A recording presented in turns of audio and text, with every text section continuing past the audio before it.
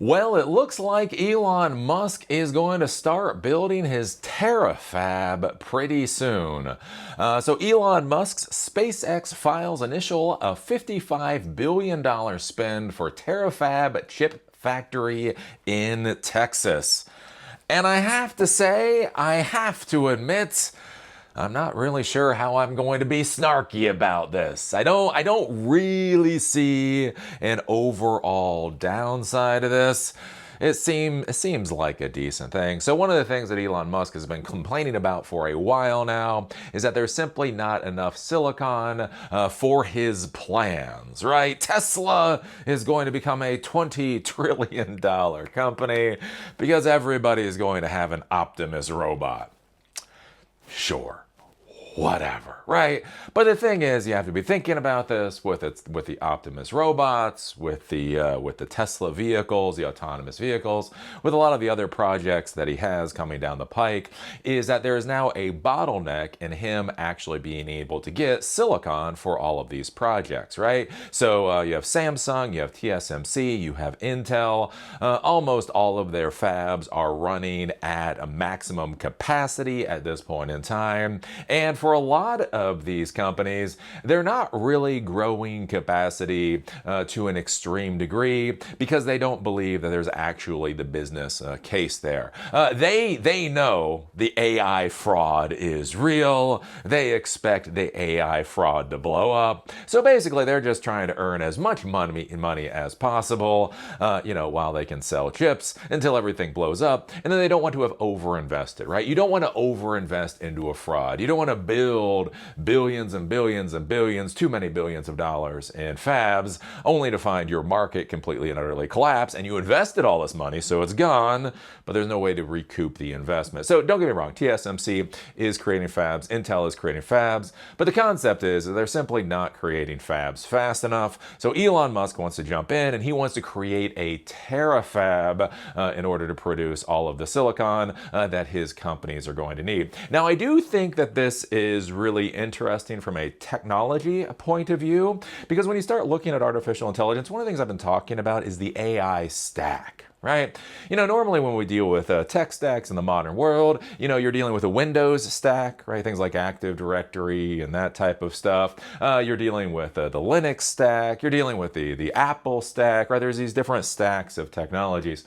And we've been building those for decades at this point in time. One of the curious things is once we start going to the artificial intelligence world, we can start rethinking how the stacks should fundamentally work, right? Should storage be done the way storage has been done in the past? Should memory, RAM, be done the way RAM has been done in the past? Operating systems, user interfaces, outputs, all of this kind of stuff people can rethink. This is one of the things I talk about with the whole AI war between the United States and China. One of the things I'm really concerned about and why I think China will win the AI war is because they get to start building their AI stack based off of 2026 standards, not off of 1996 standards, right? That's something to think about, right? If you look at Windows, and if you look at Linux, and you look at all the stuff that gets built on top of it, how much crap do we build nowadays because something became legacy back in 1996? And now we're stuck with it. We keep doing it the same way because that's how we've always done it, right? If you get to build a stack anew, you might be able to do a lot of things that are just functionally a lot better. Again, one of the things I talk about with TCP/IP version 4. Nothing, well, actually a lot against TCP/IP version 4. Look, our world would not exist as it does today without IPv4.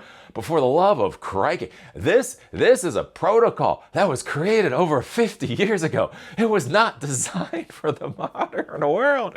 In 2026, we are using a protocol from the 1970s. You don't think that might cause some issues with our architecture and systems and all that kind of stuff. And so what if you were designing a new architecture, a new stack, and you could actually build communication protocols, again, based off of 2026 and not 1976, right? This is the thing. And so what's kind of curious with this whole TerraFab deal is that Elon Musk wants this to be vertically integrated, kind of like how Apple does things, right? Apple designs their processors, Apple creates their operating system, Apple creates this entire ecosystem so things run better in the Apple world than they would on similar hardware using Linux or Microsoft. And the reason is because it's one integrated stack. So something to consider in this whole AI arms race, again, give credit where it's due for Elon Musk, is if he creates one integrated stack for artificial intelligence, everything from the hardware to the operating system, device drivers, applications, all of that, he might be able to suss out much more performance than his competitors are trying to use somebody else's stack. So the Terafab, could be cool. Could be. When we get it in 2058, Terafab is going to be awesome in 2058. Hey, he deserves that one. He deserves that little poke. Anyways, if we come down here, Elon Musk's SpaceX rocket company filed paperwork to build its upcoming Terafab chip fabrication plant with an initial spend of $55 billion. As first reported by Reuters, the company filed paperwork with Grimes County, Texas, disclosing the spend, which could eventually balloon to $119 billion if all additional phases are built. The Terafab is a joint project between SpaceX and Musk's Tesla. That's one of the only things I would be cautious about with this, especially if I was a Tesla investor, is it does seem like Elon Musk has fallen out of love with Tesla.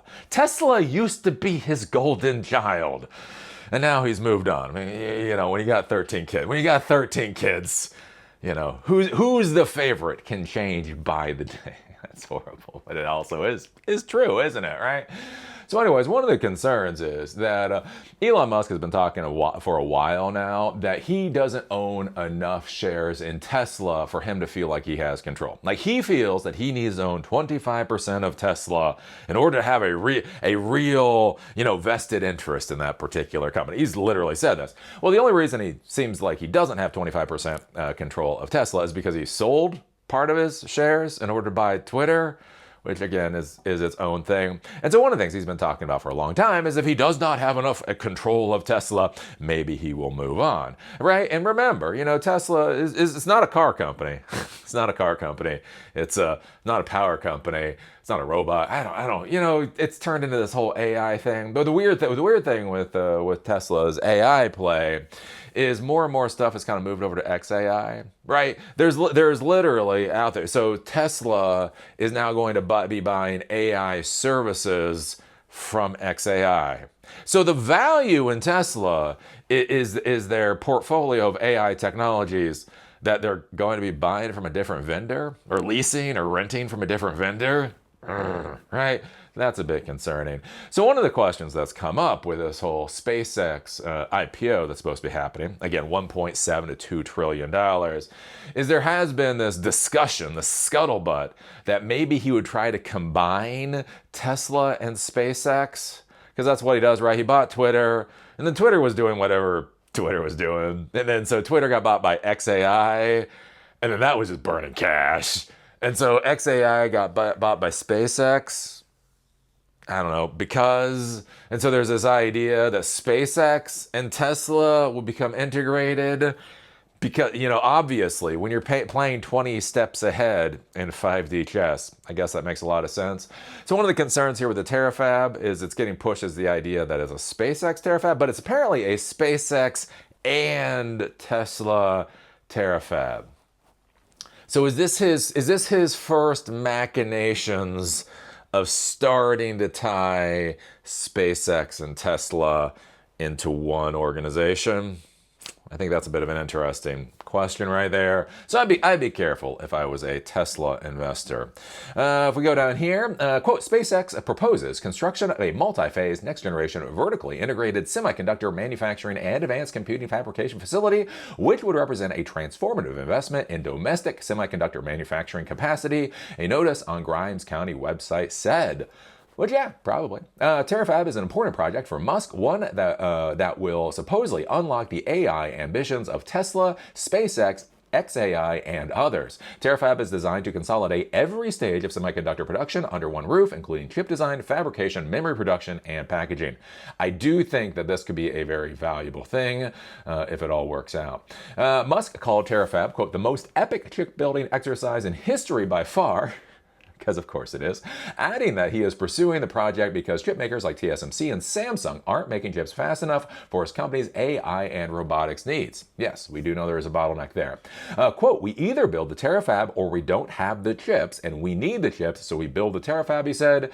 Quote, there's a maximum rate at which they're comfortable expanding. That rate is much less than we would like. He went further, claiming that current AI compute output is roughly 20 gigawatts per year, and that the rest of the world's output is about 2% of what his companies need. Terafab targets two primary chip designs, a edge inference processor optimized for Tesla's full self-driving systems, Optimus humanoid robots and robotaxi fleets, and a high-power variant hardened for space environments supporting SpaceX satellites, orbital data centers, and xAI initiatives. Despite his usual do-it-all attitude, Musk said last month in Tesla's first quarter earnings call that the Terafab will use Intel's 14A process to produce chips, signaling a willingness to bring in outsized expertise. I do also kind of think that is interesting, right? With Intel, Intel has been on a tear. Were you smart enough to buy Intel stock, 6-7 months ago? It has been just exploding. Now, one of the reasons it could be exploding is because the Trump administration bought like 10% of Intel shares, what was it, like a year or so ago? And so, when the mafioso in chief owns 10% of a company, it might be a smart idea to use that company as a vendor. So I do kind of wonder what's going on with that particular thing. So Elon Musk, I don't know, is he in the Trump camp? Is he not in the Trump camp? He's somewhere around the Trump camp. So he's somewhere around the Trump camp. You have Intel, 10% is now owned by the Trump administration. So Elon Musk creating this fab using Intel's technology in order to do it.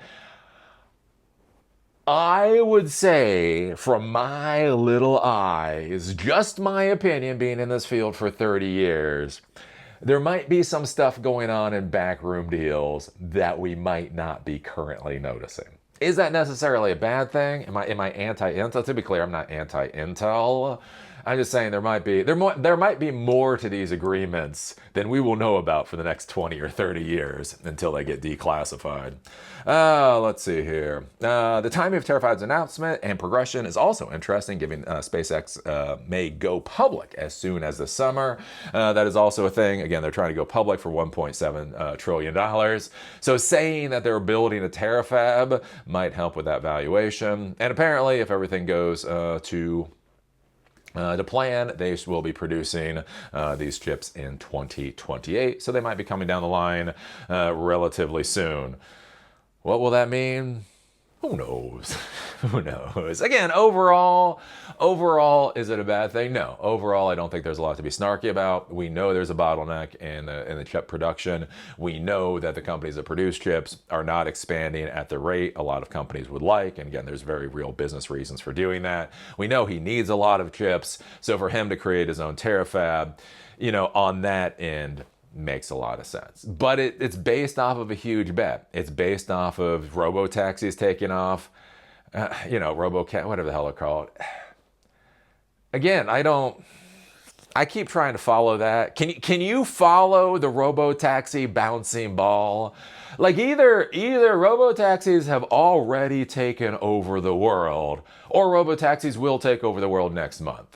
I can't quite tell. I read, again, this is what I do, right? I read all this stuff coming through, and 1 minute they're going to take over Austin, but the next minute, no, they need a little more time, and now they're expanding to 30 cities, but no, they're not really expanding to that many cities, and this is how you can tell that they're beating Waymo, is because they use cameras, and Waymo uses LiDAR, right? And so that's the thing, like, if Elon Musk's plans are go anywhere near what he says, then needing all these chips make a lot of sense.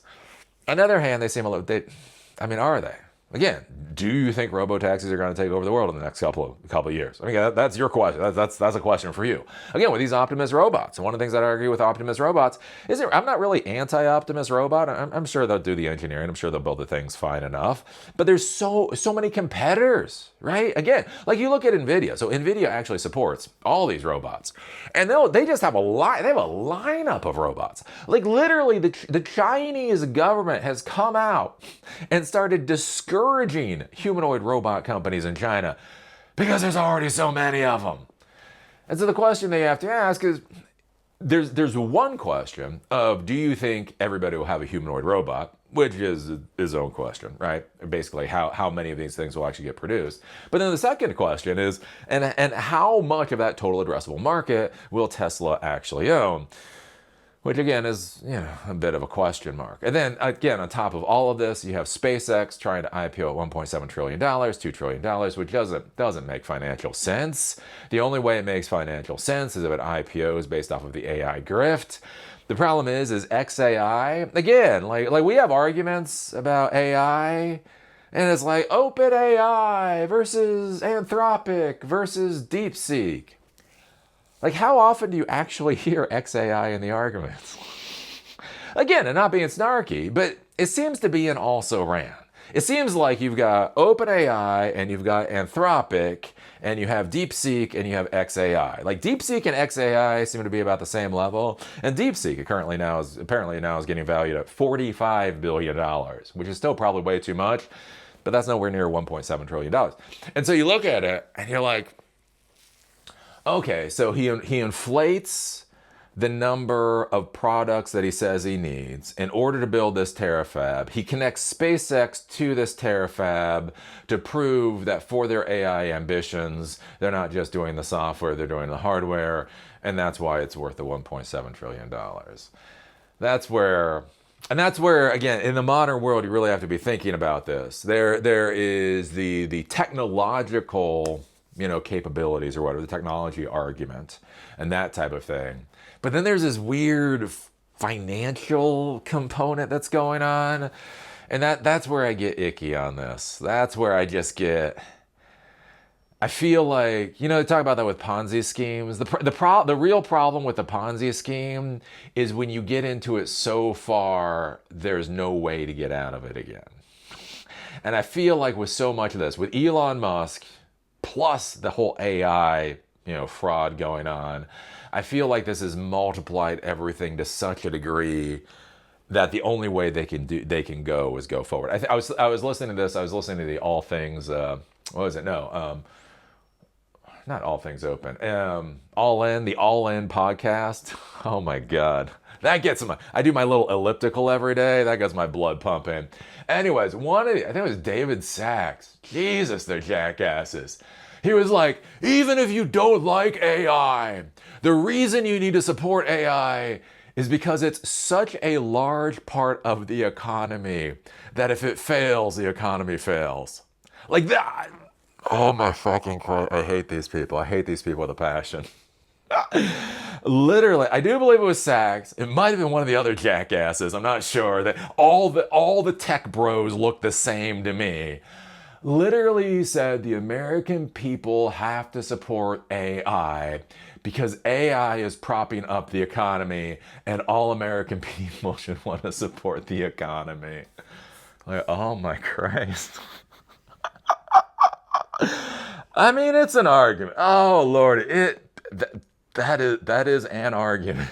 That is an argument. So anyways, I don't know. What do you think about Elon Musk's Terafab? What do you think about the Terafab in relation to everything else that Elon Musk and the whole AI idiocy is doing? Put your thoughts down below. Do remember these episodes are now on Spotify and on iTunes podcasts. If you're interested in listening to them there are links in the doobly-doo. And with that, see y'all later.